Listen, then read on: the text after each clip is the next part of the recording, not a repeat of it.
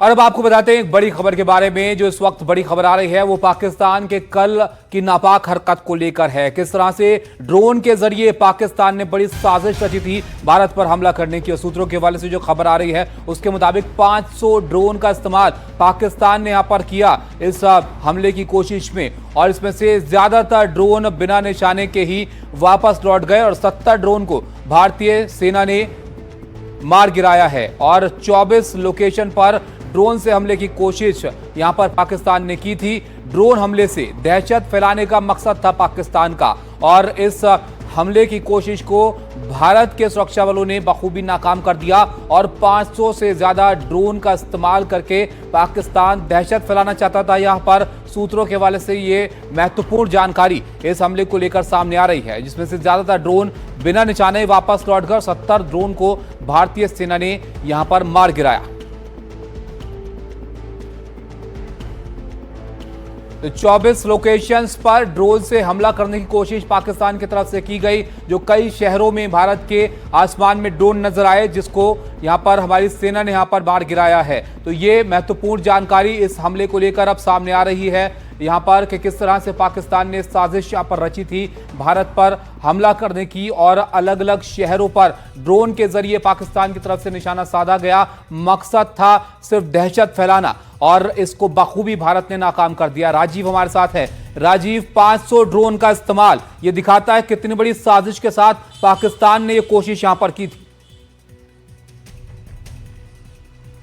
बिल्कुल, पाकिस्तान ने बहुत बड़ी कोशिश की थी एक पैनिक फैलाने की पूरे देश में, और कहां से कहां तक आप देखिए, सियाचिन से लेकर भुज का जो है लास्ट जो यानी पाकिस्तान जो बॉर्डर है, हर जगह पाकिस्तान ने कोशिश की। और 500 ड्रोन से हमला एक बहुत बड़ा मायने रखता है। और सबसे बड़ी बात ये, कल शाम को जो है 8 बजे से शुरू हुआ और तकरीबन 1:30 बजे तक ये चला है। 3 फेज में हमला किया गया। पहले फेज में कम ड्रोन का इस्तेमाल किया गया, बाकी दूसरे और तीसरे फेज में ज़्यादातर ड्रोन का इस्तेमाल किया गया। लेकिन अच्छी बात ये रही कि हमारे जो गन है, चाहे L-70 की बात करें या दूसरे गन की बात करें, उन्होंने इन सारे जो है जो पाकिस्तान के जो ड्रोन है उनको बेअसर कर दिया गया।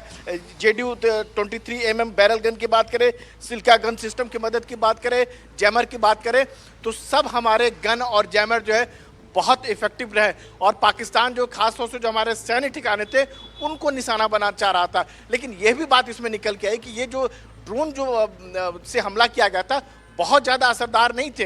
इसमें बहुत सारे ड्रोन इस तरह के थे कि शादी ब्याह में जिसका इस्तेमाल होता है। हालांकि कुछ एक गन जो पावरफुल जरूर थे लेकिन इफेक्टिव नहीं हो पाए। तो कहीं न कहीं मकसद था एक पैनिक फैलाना, एक डर फैलाना, और कहीं न कहीं अपना मोरल ग्राउंड को हाई दिखाना। और साथ में हो सकता है ये भी था कि जैसे वो ड्रोन से फायर करते हैं तो हमारा एयर डिफेंस सिस्टम जो उस पर एक जवाबी कार्रवाई करता है, तो कहीं उससे भी एक लोकेशन को जानना। राजीव, ये कहां के किस तरह के ड्रोन थे, इसको लेकर जानकारी यहां पर मिल पाई है?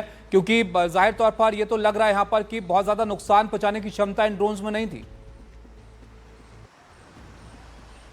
बिल्कुल नहीं थी। और इन ड्रोन के जो अवशेष जो है, मलबा जो है कई जगहों मिले हैं।